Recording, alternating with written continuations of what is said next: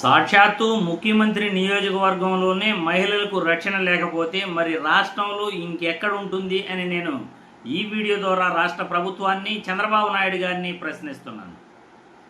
సాక్షాత్తు ముఖ్యమంత్రి గారి ఇలాకాలోనే దారుణాలు జరుగుతుంటే ఆ మహిళలను ఈడ్చికెళ్ళి చెట్లకు కట్టేసి కొడుతుంటే, మహిళలను నోటికి ఇష్టం వచ్చినట్లు దూషిస్తుంటే రాష్ట్ర ప్రభుత్వం ఏం చేస్తూ ఉంది, ఈరోజు పరిపాలన ఎంత ఘోరంగా నడుపుతూ ఉంది అనేది ఈ వీడియో ద్వారా నేను ప్రజలందరికీ కూడా తెలియజేస్తున్నాను.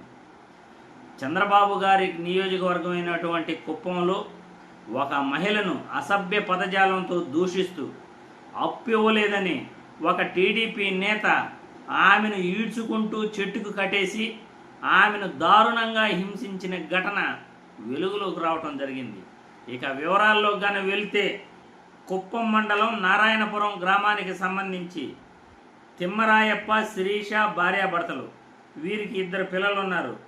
తిమ్మరాయప్ప అదే గ్రామానికి చెందిన టీడీపీ కార్యకర్త మునికన్నప్ప దగ్గర 2 ఏళ్ల క్రితం 80,000 రూపాయలు అప్పు తీసుకున్నాడు. అప్పుల భారం ఎక్కువ కావడంతో తిమ్మరాయప్ప ఊరుదిలి వెళ్ళిపోయాడు. ఆయన భార్య శిరీష 2 బిడ్డలతో కలిసి గ్రామంలోనే కూలీనాలి పనులు చేసుకుంటూ కుటుంబాన్ని పోషిస్తుంది. తమకు వచ్చిన కూలి డబ్బులతోనే భర్త తిమ్మరాయప్ప చేసిన చిన్నపాటి అప్పులను వీలైనంత వరకు కూడా తీర్చేసింది. కానీ పెద్ద మొత్తం కావడంతో మునికన్నప్పకు అప్పు తీర్చలేకపోయింది. ఈ నేపథ్యంలో మునికన్నప్ప వేధింపులు రోజు రోజుకు కూడా ఆమెపై ఎక్కువయ్యాయి. సోమవారం శిరీష రోడ్డుపైన నడిచి వెళుతుండగా తక్షణమే అప్పు తీర్చాలంటూ టీడీపీ కార్యకర్త మునికన్నప్ప ఒత్తిడి తీసుకొచ్చాడు. గ్రామస్తులు చూస్తుండగా అసభ్య పదజాలంతో శిరీషను దూషిస్తూ అక్కడతో ఆగకుండా శిరీషను నడి రోడ్డుపై ఈడ్చుకుంటూ వెళ్ళి తాడుతో వేప చెట్టుకు కట్టేసి చిత్రహింసలకు గురి చేశాడు. ఈ విషయం తెలుసుకున్న కుప్పం పోలీసులు గ్రామానికి చేరుకుని శిరీషకు కట్లు విప్పి ఆమెను విడిపించారు. టీడీపీ కార్యకర్త మునికన్నప్పను అదుపులోకి తీసుకుని బిఎన్ఎస్ సెక్షన్లు 341, 323, 324, 506, 34 కింద కేసు నమోదు చేయటం జరిగింది.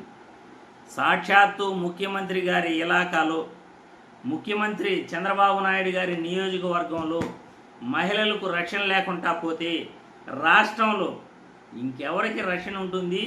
ఈ ప్రజలందరూ కూడా ఈరోజు ఇదే విధంగా ఈ కూటమి ప్రభుత్వంలో శాంతి భద్రతల గురించి ప్రశ్నిస్తున్నారు. చంద్రబాబు నాయుడు గారు, మీరు వ్యక్తిగత కక్షలపైన, సోషల్ మీడియా యాక్టివిస్టులపైన, వైఎస్ఆర్సీపీ నాయకులపైన అరెస్టులు చేయాలనే తపనతో ఎన్నికలలో ఇచ్చిన హామీలు డైవర్ట్ చేయడానికి డైవర్షన్ పాలిటిక్స్ చేస్తూ రాష్ట్రంలో శాంతి భద్రతల గురించి మీరు పూర్తిగా మర్చిపోయారు.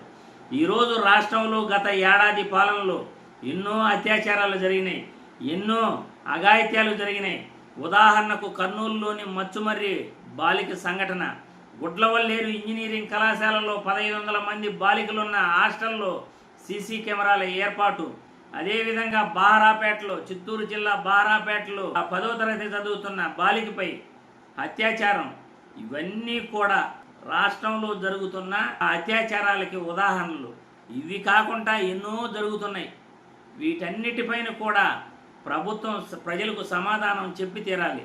ఈరోజు రాష్ట్ర ప్రభుత్వం ఏ విధంగా కూటమి ప్రభుత్వంలో పరిపాలన సాగిస్తుందో, శాంతి భద్రతలకు విఘాతం కలిగిస్తూ ముఖ్యమంత్రి ఇలాకాలోని ఈ విధంగా మహిళను దారుణంగా చెట్టుకు కట్టేసి హింసించారంటే ఇది ఎంత దారుణమైన విషయం. మీ కార్యకర్తలు ఎలా పెట్టిరేగిపోతున్నారనేది మీరే అర్థం చేసుకోవాలి. మీకు, మీ కూటమి ప్రభుత్వానికి ఎంత చెడ్డ పేరు వస్తూ ఉందో మీరే తెలుసుకోవాలి.